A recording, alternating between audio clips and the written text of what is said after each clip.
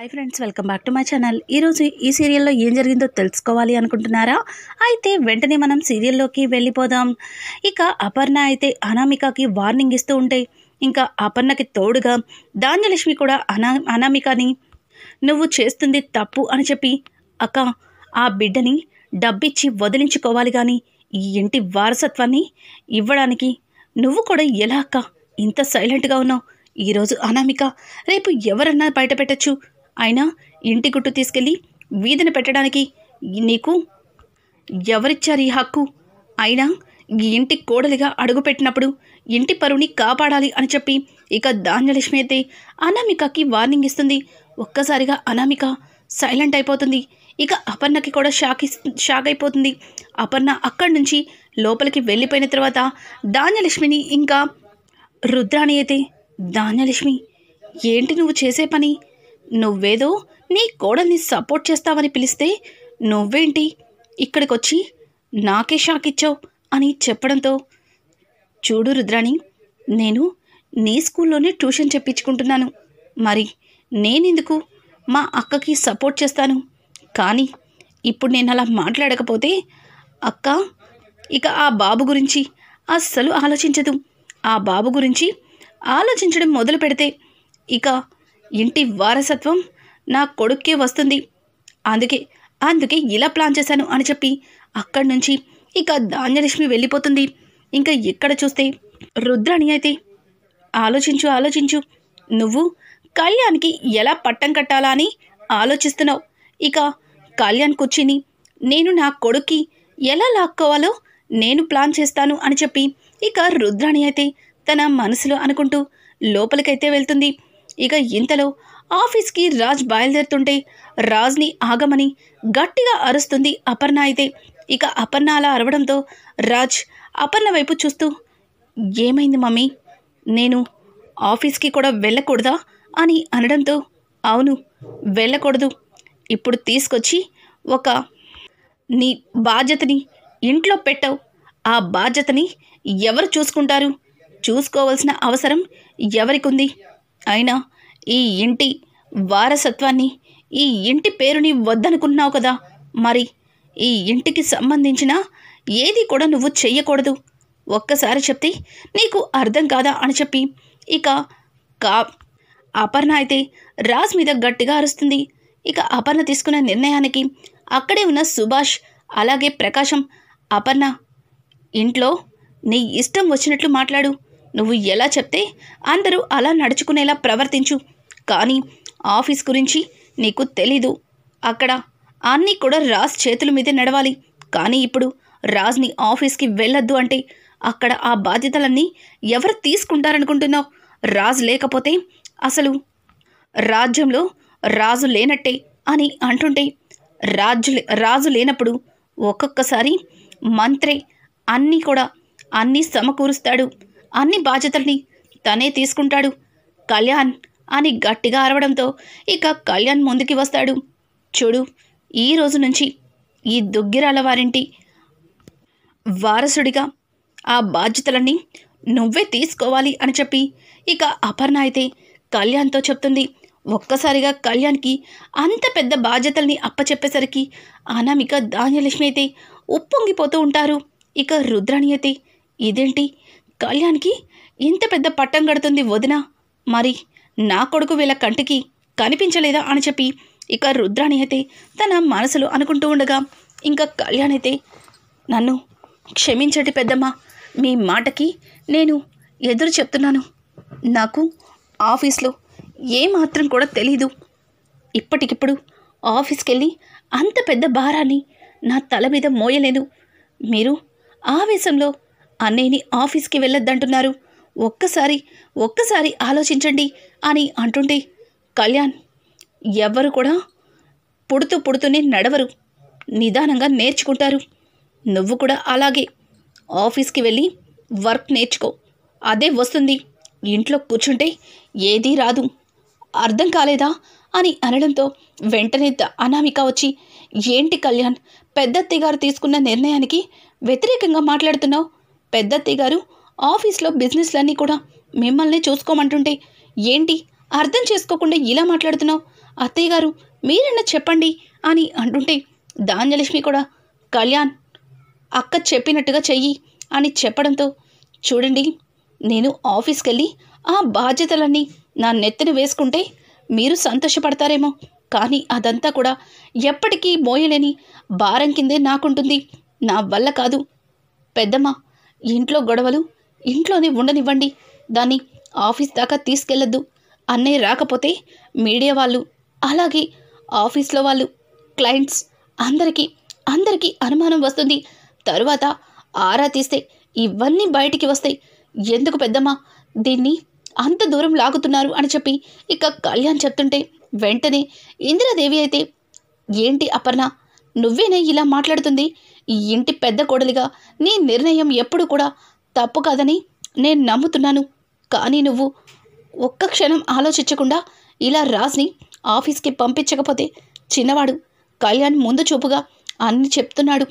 కనీసం అదన్నా అర్థం చేసుకో అని అంటుంటే సుభాష్ కూడా, అవును అపర్ణ, రాజ్ రాకపోతే ఆఫీస్లో ఖచ్చితంగా కళ్యాణ్ అన్నట్టుగానే ఇది చాలా దూరం వెళ్తుంది అని చెప్పడంతో ఇక కళ్యాణ్ అన్న మాటలకి అనామిక అయితే కోపంతో నిప్పుల మీద చిందేసినట్టు చాలా కోపంగా రుద్రాని అలాగే ధాన్యలక్ష్మితో, అత్తయ్య ఏంటత్తయ్య, పిలిచి కిరీటం పెట్టి కుర్చీ వేస్తానంటే నాకొద్దు, నేను ఎండలోనే నుంచుంటాను అన్నట్టుగా ఏంటినా ఇలా చేస్తున్నాడు అని చెప్పి ఇక అనామిక మాట్లాడుతుంటే, నీకు ఇంకా అర్థం కాలేదా? అది వాళ్ళ అన్నయ్య మీద ప్రేమ. ఆ ప్రేమని ఎప్పుడు లక్ష్మణుడు ఎలా చూపిస్తాడో ఇక్కడ ఈ కళ్యాణ్ కూడా అలాగే చూపిస్తాడు అని చెప్పి ఇక ధాన్యలక్ష్మి అలాగే అనామికలిద్దరికీ కూడా రుద్రాని దిమ్మ తిరిగేటట్టుగా సమాధానం చెప్తుంది. ఇక రాజ్ అయితే అదంతా విన్న తర్వాత తను ఆఫీస్కి బయలుదేరుతుంటే ఇక రుద్రాని అయితే, అదేంటి రాజ్, ఆఫీస్కి ఒంటరిగా వెళ్తున్నావు? మరి నీ బిడ్డని తీసుకెళ్ళవా? ఇక్కడ నీ బిడ్డ బాధ్యతలు ఎవరు తీసుకుంటున్నారు అని అడగడంతో ఒక్కసారిగా రాజ్ ఆశ్చర్యంగా వెనక్కి తిరిగి చూస్తాడు. ఇక కావ్య అయితే, మీరు ఆఫీస్కి వెళ్ళండి, బాబుని నేను చూసుకుంటాను అని చెప్పి కావ్య చెప్పిన మాటలకి కుటుంబం మొత్తం ఒక్కసారిగా షాక్ అయిపోతుంది. ఇక రాజ్ అయితే ఆఫీస్కి అయితే బయలుదేరతాడు. ఇక కావ్యతో ధాన్యలక్ష్మి అలాగే అనామిక, ఏయ్ అసలు ఏంటి నువ్వు తప్పు చేసిన వాడిని ఇంకాస్త తప్పు చేసేలాగా సమర్థిస్తున్నావు? అసలు వాడు చేసిన తప్పుకి వాడు కాస్త కూడా పశ్చాత్తాపడకుండా అడుగడుగున అడ్డం పడుతున్నావు అని అంటుంటే ఇక అక్కడే ఉన్న అపర్ణాదేవి అయితే, ధాన్యలక్ష్మి, అనామిక మీరాగండి, నిన్న నువ్వే కదా అన్నావు తప్పు చేసినవాడు సరిదిద్దుకునేలా చెయ్యాలి అని, మరి నువ్వు చేస్తుందేంటి? ఆ తప్పుని మరింత రెట్టింపు చేస్తున్నావు. ఇది నీకు తప్పుగా అనిపించట్లేదా అని అనడంతో, అత్తయ్య గారు నేనేమి తప్పు చేయట్లేదు, మీరే చెప్పుడు మాటలు వింటున్నారు అని అనడంతో, ఏం మాట్లాడుతున్నావు? నేను చెప్పుడు మాటలు వింటున్నానా? అవునత్తయ్య, అవును, ఒక్కసారి ఆలోచించండి. ఆ బిడ్డని తీసుకుని ఆయన ఆఫీస్కి వెళ్తే నిజంగా ఇదంతా ఆయనతో పాటు ఆఫీస్లో ఉన్న వాళ్ళందరికీ కూడా నిజం తెలుస్తుంది. తర్వాత ఈ విషయం మీడియా దాకా వెళ్తుంది. మనమే ఇంటి పరువుని రచ్చకీడుస్తున్నాం అని చెప్పడంతో ఇంకా ఇందిరాదేవి అయితే, అవును అపర్ణ, నీ కొడుకుని నీ కోడలు అర్థం చేసుకున్నంత బాగా నువ్వు మాత్రం అర్థం చేసుకోలేకపోయావు. అసలు నువ్వు కాస్త కూడా ఆలోచించకుండా ఎందుకు ఇలా మాట్లాడుతున్నావు అని చెప్పి ఇక ఇందిరాదేవి కూడా అపర్ణకి వార్నింగ్ ఇస్తుంది. ఇక అపర్ణ కోపంగా లోపలికైతే వెళ్ళిపోతుంది. బాబుని కావ్య చాలా జాగ్రత్తగా తనకి పాలిచ్చి స్నానం చేపించి నీట్గా డ్రెస్ చేంజ్ చేసి తన సొంత కొడుకులాగా చూస్తూ ఉంటుంది. ఇదంతా చూసిన రుద్రాణి అయితే, చూసావుగా అనామిక, మీ అక్క కావ్య ఎలా చేస్తుందో? తను వాళ్ళ పుట్టింటికి వెళ్తే అక్కడ తినడానికి తాగడానికి గంజి నీళ్ళు తప్ప ఇంకేమీ ఉండవు. అందుకే ఇక్కడ పంచభక్ష పరమన్నాలతో సంతోషంగా తింటూ ఎంజాయ్ చేయొచ్చని ఈ ఇల్లు వదిలి వెళ్ళటం లేదు.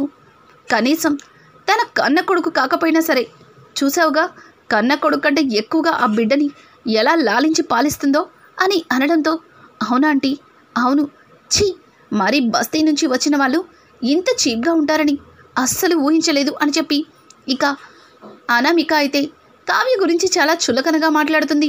అప్పుడే అట్నుంచి ఇందిరాదేవి వచ్చి, ఏయ్ ఏం మాట్లాడుతున్నావు? మాట్లాడితే రిచ్ ఫ్యామిలీ నుంచి వచ్చానని నువ్వు కనీసం ఒక్క క్వాలిటీ అయినా నీలో రిచ్గా ఉందా? కనీసం బస్తీ నుంచి వచ్చిన కావ్య దగ్గర ఉన్న బుద్ధి జ్ఞానం కూడా నీ దగ్గర లేదు. ఇష్టం వచ్చినట్లు మాట్లాడుతున్నావు. కళ్యాణ్ భార్యగా, ధాన్యలక్ష్మికి కోడలిగా ఈ ఇంట్లో ఎలా మెసలుకోవాలో అలా మెసలుకో. అంతేగాని నీ తోటి కోడలి మీద ఈర్ష్య పడుతూ అనవసరంగా నీ జీవితంలో నువ్వు అనుభవించవలసినవి అనుభవించలేకపోతున్నావు. నోరు మూసుకొని ఇక్కడి నుంచి వెళ్ళు. అయినా రుద్రని నీకు 24 గంటలు ఎవరో ఒకరి చెవులు కొరకకపోతే నీకు రోజు గడవదా అని చెప్పి ఇక ఇందిరాదేవి అయితే రుద్రని తిడుతుంది. ఇక రుద్రని కూడా ఏమీ మాట్లాడకుండా అక్కడి నుంచి సైలెంట్గా వెళ్ళిపోతుంది. ఇంకా కావ్య దగ్గరికి వెళ్ళి ఇందిరాదేవి అయితే, అమ్మ కావ్య, ఎందుకమ్మా ఇవన్నీ? అసలు నువ్వు ఏం ఆలోచిస్తున్నావో, దేనికోసం ఇవన్నీ చేస్తున్నావో నాకు అస్సలు అర్థం కావట్లేదు. ఇవన్నీ చేస్తే వాడు నిజాన్ని బయట పెడతాడా? అసలు ఈ బిడ్డ ఎవరన్నది నీకు చెప్తాడా? ఎందుకు ఇంత పెద్ద ఆలోచన తీసుకున్నావు అని చెప్పడంతో, అమ్మమ్మగారు, నేను ఇవన్నీ చేస్తే ఆయన నిజం బయట పెడతారని కాదు, మా గొడవల్లో పడి ఈ పసివాడిని ఇబ్బంది పెట్టకూడదని చెప్పి ఈ నిర్ణయం తీసుకున్నాను. ఆయన మనసులో ఏముందో తెలుసుకోవాలని నేను కూడా మీకంటే ఎక్కువగానే ప్రయత్నిస్తున్నాను. చూశారుగా, ఉదయం ఈ పత్రాల మీద సంతకాలు పెట్టి నాకే ఇవ్వడానికి ప్రయత్నించారు. కానీ నేను ఊరుకుంటానా? ఈ బిడ్డ తల్లెవరో నాకు తెలిసే వరకు ఈ ఇంటిని, అలాగే ఈ ఇంట్లో వాళ్ళని ఎవ్వరిని కూడా నమ్మేదే లేదని గట్టిగా చెప్పేశాను అని చెప్పి ఇక కావ్య అయితే ఇందిరాదేవితో చెప్తుంది. ఇందిరాదేవి అయితే, ఏంటమ్మా ఇప్పుడు ఈ బిడ్డ తల్లెవరో అడిగితే వాడు చెప్తాడా? నువ్వు ఇంట్లో ఈ బిడ్డని చూసుకుంటుంటే వాడు ఆఫీస్లో వర్క్ చేసుకుంటున్నాడు. మరి ఈ బిడ్డకి తల్లి ఎక్కడుంది? అసలు ఎక్కడి నుంచని వెతికి తీసుకొస్తావు అని చెప్పడంతో, అదే అర్థం కావట్లేదు అమ్మమ్మగారు. నేను ఏం చెయ్యాలో, ఎలా చెయ్యాలో దాని గురించి ఆలోచిస్తున్నాను అని అనామిక ఆలోచిస్తుండగా అలా ఆలోచిస్తున్న కావ్యకి ఉన్నట్టుండి ఏదో గుర్తొస్తుంది. వెంటనే, అమ్మమ్మగారు, గుర్తొచ్చింది. కానీ ఇప్పుడు ఇక్కడి నుంచి వెళ్ళటం అంత సేఫ్ కాదు. ఆయన ఆఫీస్ నుంచి వచ్చిన తర్వాత ఆయన నోటితోనే నిజం చెప్పిస్తాను అని చెప్పి ఇక కావ్య అయితే అమ్మమ్మగారితో చెప్తుంది. ఏం గుర్తొచ్చింది ఆ కావ్య? అసలు ఏం నిజం చెప్పిస్తావు అని అనడంతో, లేదమ్మమ్మగారు, నేను ఆయన నోటితోనే నిజాన్ని చెప్పిస్తాను అని చెప్పి ఇక కావ్య అయితే ఇందిరాదేవితో చెప్తుంది. ఇక ఇదంతా ఇలా ఉండగా సాయంత్రం ఆఫీస్ నుంచి ఇంటికైతే వస్తాడు రాజ్. తన బిడ్డ గురించి మర్చిపోయి ఎప్పట్లాగానే నార్మల్గా తను డ్రెస్ చేంజ్ చేసుకొని బయటికి వస్తుండగా ఒక్కసారిగా క్యారుని ఏడుపు సౌండ్ వినిపిస్తుంది. ఎవరప్ప ఏడుస్తున్నారు అని చెప్పి రాజ్ పక్కకి తిరిగి చూసేసరికి అక్కడ బాబు మంచం మీద ఏడుస్తూ రాజ్ వైపు చూస్తూ కనిపిస్తాడు. అరే నాన్న, నువ్వా ఏడుస్తున్నావు? నేను నిన్ను మర్చిపోయాన్రా, నీ గురించి గుర్తొస్సలు లేదు అని చెప్పి రాజ్ ఆ బాబుని ఎత్తుకోబోతుంటే ఇంతలో కావ్య, అదేంటి, బిడ్డ ఉన్నాడని ఇంటికి తీసుకొచ్చి కన్న కొడుకుని మర్చిపోయే తండ్రిని మిమ్మల్నే చూస్తున్నాను అని చెప్పి కావ్య అయితే రాజ్కి ఒక డైలాగ్ అయితే వేస్తుంది. ఇక రాజ్ కావ్య మాటల్ని పట్టించుకోకుండా బాబుని ఎత్తుకొని ఇక గార్డెన్లో అటు ఇటు తిరుగుతూ ఉంటాడు. ఇంతలో కళ్యాణ్ అక్కడికి వచ్చి, అన్నయ్య, ఈ బాబు నిజంగా నీ కొడుకేనా? నువ్వెందుకన్నయ్యా అబద్ధం చెప్తున్నావు అని అనడంతో, ఏంట్రా, ఏం అడగాలనుకుంటున్నా నన్ను? నువ్వు ఏం అడగాలనుకున్నా నా దగ్గర సమాధానం మాత్రం లేదు అని చెప్పడంతో, అది నాకు కూడా తెలుసులే, సమాధానం నీ దగ్గర ఉంటే నువ్వు ఇలా అందరి దగ్గర మోహం చాటేసుకొని తిరగడం దీనికి పెద్దమ్మ అడిగినప్పుడే నువ్వు సమాధానం చెప్పుండేవాడివి కదా అన్నయ్య. ఈ బాబులో కనీసం నీ పోలికలు ఒక్కటి కూడా లేవే అని చెప్పి ఇక కళ్యాణ్ అయితే రాజ్ని అడుగుతుంటే అప్పుడే కావ్య కాఫీ తీసుకుని, అవును కవి గారు, ఈ బాబులో అసలు మీ అన్నయ్య పోలికలు ఒక్కటి కూడా లేవు, అన్నీ వాళ్ళ అమ్మ పోలికలే అనుకుంటా. ఇంతకీ వాళ్ళమ్మ ఎలా ఉంటుంది? బాబులానే ఉంటుందా?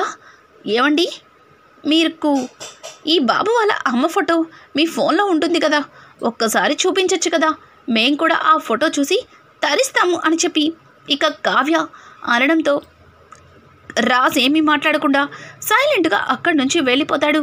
ఇంకా కళ్యాణ్ అయితే ఏంటొదినా, అన్నయ్య నుంచి నిజాన్ని రాబట్టాలంటే కాస్త కష్టమే అని చెప్పడంతో ఎంత కష్టమైనా సరే ఆ నిజాన్ని తెలుసుకునే తీరుతాను అని చెప్పి ఇక కావ్య కళ్యాణ్తో అంటూ లోపలికి వెళ్తుంది. ఇక భోజనాలకి అందరూ కూడా డైనింగ్ టేబుల్ దగ్గర కూర్చుని భోజనం చేస్తూ ఇంకా వాళ్ళకి నచ్చినవి వడ్డించుకుంటూ ఉంటారు. ఇంతలో అక్కడికి రాజ్ వచ్చి ఆ డైనింగ్ టేబుల్ దగ్గర ఎప్పట్లానే తన ప్లేస్లో కూర్చోవడంతో ఇక రాజ్ని చూసిన అపర్ణ డైనింగ్ టేబుల్ మీద నుంచి లేచి అక్కడి నుంచి వెళ్ళిపోబోతుంది.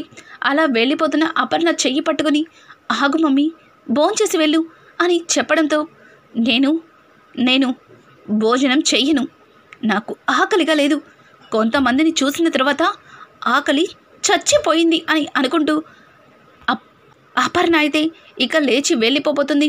ఆగు మమ్మీ, నేనిక్కడ ఉండడం వల్ల నువ్వు భోజనం చేయడం మానేస్తావు అంటే నేనే భోజనం చేయను, నేనే ఇక్కడి నుంచి వెళ్ళిపోతాను, మీరే సంతోషంగా భోజనం చెయ్యండి అని చెప్పి ఇక అక్కడి నుంచి ఇక రాజ్ అయితే తన గదిలోకి వెళ్ళిపోతాడు. రాజ్ అలా వెళ్ళిపోతుంటే కావ్య చాలా బాధపడుతుంది. అలాగే ఇంద్రదేవి అయితే అపర్ణ ఏంటిది, నువ్వేం చేస్తున్నావో అర్థమవుతుందా అని అనడంతో చూడండి అత్తయ్య, నేను ఏం చేసినా సరే ఈ కుటుంబం కోసమే చేస్తాను, దయచేసి ఇంతకు మించి నన్నేమీ అడగవద్దు, ఇప్పటికే నా గుండె ముక్కలైపోయింది అని చెప్పి ఇక అపర్ణ అయితే ఆ ప్లేట్లో చేయి కడుక్కొని అక్కడి నుంచి లేచి వెళ్ళిపోతుంది. అపర్ణ కూడా వెళ్ళిపోవడంతో ఇక రుద్రాణి అయితే కొడుకు భోజనం చేయలేదని తల్లికి బాధ కలిగినట్టుంది. మన ముందు నటించిన లోపల ఉన్న ప్రేమ ఎక్కడికి పోతుంది, అందుకే భోజనం చేయలేదు వదిన అని అనుకుంటూ రుద్రాణి నవ్వుతూ నాకు మాత్రం ఆకలిస్తుంది, ఇక్కడ ఎవరు తిన్నా తినకపోయినా నేను మాత్రం కడుపు నిండా తృప్తిగా తింటాను అని చెప్పి రుద్రాణి ఇక భోజనాన్ని పెట్టుకుంటుంది. ఇక కావ్య ఇదంతా చూసి తల్లి మీద కోపంతో కొడుకు భోజనం చేయలేదు, కొడుకు మీద కోపంతో తల్లి భోంచేయలేదు, వీళ్ళిద్దరికీ ఏం చెప్పి భోజనం తినేలా చెయ్యాలో అని కావ్య అనడంతో ఇక సుభాష్ అయితే అమ్మ కావ్య, మీ అత్తయ్యకి ఎలా భోజనం తినిపించాలో నాకు తెలుసు, కానీ నువ్వు వాడి సంగతి చూసుకోమ్మా అని చెప్పి ఇక సుభాష్ అయితే అన్ని ప్లేట్లో వడ్డించుకొని అక్కడి నుంచి ఇక అపర్ణదేవి దగ్గరికి వెళ్తాడు. అపర్ణ సుభాష్ చేతిలో ప్లేట్ని చూసి ఏవండి, నేను ఆకలిగా ఉన్నానని తెలుసుకొని నా కోసం భోజనం తెచ్చారు, కానీ నా కొడుకుని భోజనం తినకుండా చేసి నేను కడుపు నిండా ఎలా తినగలుగుతానండి అని చెప్పి ఇక అపర్ణ అనడంతో అపర్ణ మాటలకి చూడు అపర్ణ, నీ కొడుక్కి భోజనం పెట్టడానికి తన భార్య ఉంది, ముందు నువ్వు కడుపు నిండా తిను అని చెప్పడంతో ఏంటి ఆ కావ్య వాడికి భోజనం పెడుతుందా, నేను చెప్పాను కదా నా మాట తనకి లెక్కలేదా అని అనుకుంటూ అక్కడి నుంచి అపర్ణ కోపంగా ఇక వంటగదిలోకి వెళ్తుంది. అప్పటికే భోజనాలన్నీ కూడా ఒక ప్లేట్లో వడ్డించుకొని రాజ్ కోసం తీసుకెళ్ళడానికి కావ్య ఇంకా భోజనాలన్నీ పట్టుకొని వెళ్ళబోతుంది. ఇంకా అపర్ణ అక్కడికి వచ్చి ఏయ్ ఏం చేస్తున్నావు, ఈ ఇంట్లో ఎవరు వాడికి ఎటువంటి సహాయం అన్నాను, కానీ నువ్వు నా మాటని కొట్టిపడేసి నీ ఇష్టం వచ్చినట్టు ప్రవర్తిస్తున్నావు, అసలు ఏంటి నీ ఉద్దేశం, ఎందుకు ఈ తప్పు చేస్తున్నావు అని అంటుంటే అయ్యో అత్తయ్య, తప్పు చేస్తుంది నేను కాదు, మీరు మీ కొడుకు మీద కోపంతో భోజనం మానేశారు, ఆయన మీ మీద కోపంతో ఆయన భోజనం మానేశారు, కానీ ఆయన తప్పుని ఎలా సరిదిద్దాలో, ఆ తప్పుని ఎందుకు చేయవలసి వచ్చిందో తెలుసుకోవడానికి ఎవ్వరూ ప్రయత్నించలేదు. మీరేమో డబ్బుందన్న గర్వంతో డబ్బిచ్చి బిడ్డని వదిలించుకోవాలి అనుకుంటున్నారు, కానీ అన్ని సమస్యల్ని డబ్బుతో కొనలేమని అర్థం చేసుకోండి. ఆయన ఏ పరిస్థితిలో ఆ బిడ్డని ఎత్తుకుని ఇక్కడికి వచ్చారో ఆ నిజాన్ని తెలుసుకోవడానికి ప్రయత్నించండి. తప్పు చేస్తుంది నేనని మీరు పదే పదే అంటున్నారు, మీరు చేస్తుందేంటో కూడా కాస్త మీరు గుర్తు చేసుకోండి అని చెప్పి ఇక కావ్య భోజనం ప్లేట్ని తీసుకుని ఇక రాజ్ దగ్గరికి వెళ్ళబోతుంది. ఇంతలో రుద్రాణి వచ్చి ఏంటొదినా, మీ కోడలు మీకే సమాధానం చెప్తుంది, పైగా నిన్నే తప్పొప్పుల గురించి మాట్లాడుతుంది. నువ్వు తప్పు చేస్తావా? ఏంటొదినా, నిజంగా నువ్వు తీసుకున్న నిర్ణయం తప్పా? ఆ నిర్ణయం కరెక్ట్ కాదా అని చెప్పి రుద్రాని ఇంకాస్త రెచ్చగొట్టి అక్కడి నుంచి వెళ్ళిపోతుంది. ఇక అపర్ణ తన గదిలోకి వెళ్ళి, ఏంటండి ఈ కావ్య ఊరుకుంటుంటే నెత్తికెక్కి కూర్చుంటుంది, నేను చెప్తున్న అన్నింటికీ కూడా వ్యతిరేకంగా మాట్లాడుతుంది, రాజ్కి ప్లేట్లో భోజనం పెట్టి తీసుకెళ్ళింది, పైగా నేను తప్పు చేస్తున్నాను అంటుంది అని అంటుంటే, చూడు అపర్ణ, నీ కన్న కొడుకు కాబట్టి తను తప్పు చేశాడని నువ్వు బాధపడుతున్నావు. ఒక భార్యగా తను జీవించాల్సిన జీవితంలోకి ఒక బిడ్డని తీసుకొచ్చి ఈ బిడ్డ నా బిడ్డే అంటే తనకి ఎంత బాధగా ఉంటుందో ఒక్కసారి ఆలోచించు. తను ఏ తప్పు చేయదు, రాజ్కి కడుపు నిండా భోజనం పెడుతుంది. అలాగే వాడు ఒక బిడ్డగా తప్పు చేస్తే ఆ తప్పుని ఎందుకు చేశాడో తెలుసుకోవడానికి ప్రయత్నిస్తుంది. అది కావ్య అంటే అనవసరంగా కావ్య మీద తప్పులు పట్టకుండా నీ కొడుకు భోంచేస్తున్నాడు కదా, నువ్వు కూడా భోంచేయి అని చెప్పి ఇక భోజనం ప్లేట్ని అపర్ణ చేతిలో పెడతాడు. ఇంకా కావ్య అయితే భోజనాన్ని తీసుకెళ్లేసరికి రాజ్ ఆకలితో అటు ఇటు తిరుగుతుంటాడు. వెంటనే కావ్య చేతిలో ఉన్న భోజనం ప్లేట్ని చూసి, నాకోసమైనా భోజనం తెచ్చావు, థ్యాంక్స్, నేను ఆకలితో ఉండలేనని నీకు బాగా తెలుసు, భోజనం తెచ్చినందుకు చాలా థ్యాంక్స్ అని చెప్పి ఇక రాజ్ అయితే ఆ భోజనాన్ని ఆలోచించకుండా గబగబా తినేస్తుంటాడు. కావ్య అయితే రాజ్ని అలానే చూస్తూ ఉంటుంది. ఇక కావ్య కొద్దిసేపటికే రాజ్ అయితే తల పైకెత్తి కావ్య వైపు చూస్తాడు. ఒక్క క్షణం తనకు తాను మర్చిపోయి, కళావతి ఎంత మంచిది, తనకి నేను అన్యాయం చేయాలని చూశాను, కానీ కళావతి నన్ను ఆపదలో ఆదుకుంది, నా బిడ్డకి ఆదరణ ఇస్తుంది, అలాగే నా కడుపు నింపుతుంది. నిజంగా ఇట్లాంటి కళావతిని నేను మోసం చేయడం అంత మంచిది కాదేమో, కళావతికి నా నిజం చెప్తాను అని చెప్పి రాజైతే ఒక గట్టి నిర్ణయమే తీసుకుంటాడు. ఇక కావ్య మోహం చూస్తూ, ఇక నేను ఈ నిజాన్ని దాచిపెట్టలేను, ఇప్పుడే జరిగిందంతా కూడా నీకు చెప్పేస్తాను అని చెప్పి రాజైతే ఇక కావ్య దగ్గరికి వెళ్తాడు. కావ్య రాజ్ని అలానే చూస్తుంటుంది. ఇక రాజ్ చెప్తున్న నిజాన్ని విని కావ్య ఎలా తీసుకుంటుంది, అసలు రాజ్ తీసుకొచ్చిన బిడ్డకి రాజ్కి సంబంధం ఏంటి, అసలు రాజ్ కావ్యతో ఏం నిజాన్ని చెప్పాలనుకుంటున్నాడు? రానున్న ఎపిసోడ్స్ మరింత ఇంట్రెస్టింగ్గా మారిపోతున్నాయి. ఈ వీడియో మీకు నచ్చినట్టయితే లైక్ చేసి సబ్స్క్రైబ్ చేసుకోవడం మాత్రం మర్చిపోకండి. Thanks for watching.